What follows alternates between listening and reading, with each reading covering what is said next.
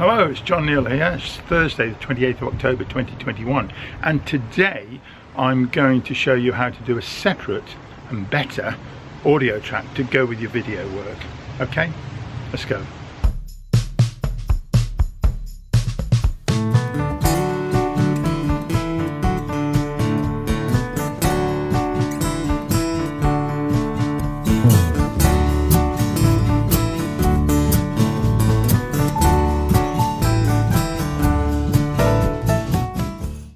Right, first of all, let me just get this out of the way.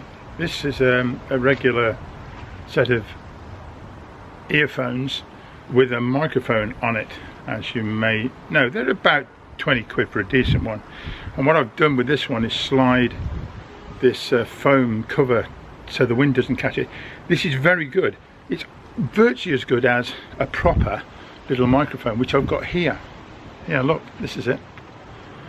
This cost about, it's an Olympus one, and it costs about £20 as well, and it's just slightly better. So I'm just going to stick with it. The detail of using this, the earphones against this, isn't the issue today. It's a matter of what you do with the audio track once you've got it going through the microphone and or going through the camera. This is the camera I'm using. It's a Canon G7X. And the microphone is on the top of the camera, and other people have put a muffler on it.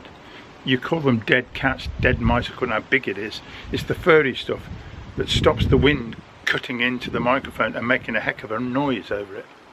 And it generally is pretty good, and the microphone, if I get really close like this, the microphone on here is pretty good. And indeed, once you've got the screen up, it somewhat shields the microphone area, which is on the top of the phone, the camera. So, but if you walk away, this is what happens. And if I talk in the same manner, not any louder, it still gets picked up. You can still hear me, but it's not as good. So what I want to do is just show you how, by making a separate audio track, you can combine the two together when you get back to the computer. Okay, right, here's how you do it. Right, to make this separate audio track, you've got to have a device of some sort to just make the audio track. This is an iPhone 10, and I've got just this regular purpose-built microphone attached to it with a wire. And on the iPhone 10, you'll find a device called, an app called Voice Memos. You click on that, up it comes, click it, and away you go. Now, I'm both putting an audio track on here, on the camera, and through here. So let me just clip this to my coat. With the mouse in the way, the furry stuff in the way, you can't see what you're doing. Got it. Right, that's clipped on here, that's picking up and making an audio track on here, just audio. The camera is doing the video and audio, and they're perfectly in sync. So all you've got to do basically is sync this to that, and once you've done that, you can wander where you like. In fact, you can now put this in your back pocket, sort of forget about it. You can be riding your bike, you can be walking around, and you can wander around. And I'll just show you. So as I walk away, this audio track is still going onto the phone, but the camera is trying to do the same thing from the top of the camera, and as you walk off, it doesn't get very good. So if I go this far away and talk to you from the camera, it would sound like this. This is the talking straight to the camera. And now if I cut back to the audio track, which is on the phone, on Voice Memos, it sounds a lot better, and I can go wherever I want. I can wander. Actually, if you go too far away, it sounds a bit ridiculous, because you look at somebody disappearing off into the distance, and they ought to not sound just as with the same volume. So if you're right over here, I think as you go to post-production, I think you ought to turn the volume down. So if I was to try that, so let me just turn the volume down, and it should sound a bit more impressive. So if I walk towards the camera and I'm a long way away, you want to hear what I'm saying, because if you don't, if I just leave the camera to do it, you just get the camera to hear that.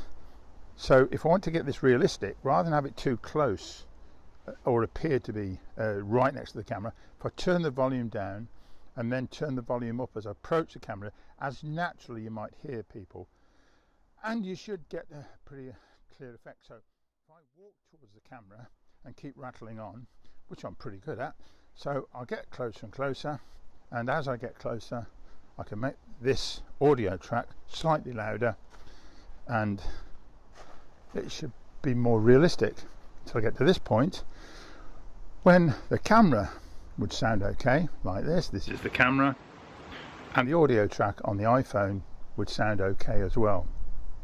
Okay, in fact, I think the audio track on the iPhone is better than on the camera. It seems to be less buzzy, less noise and around it. Right, all you got to do now is take both of these tracks, the video clip and the audio clip, and bring the two together.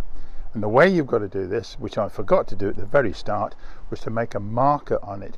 But it's okay, I can put it on the end of this as well, because it's all one clip. And you just need to make a significant noise to make a spike on the display so that you can line the two up. So what it'll appear on the camera, it'll appear on the audio track. So here we go, make a nice big noise. I might even put my hands up to show on the video where it is. Here we go.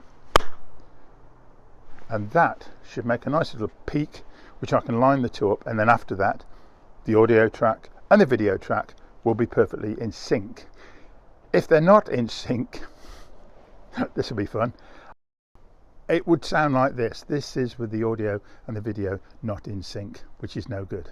Okay, right, let's put it back again. The post-production that I use for the video is Final Cut Pro.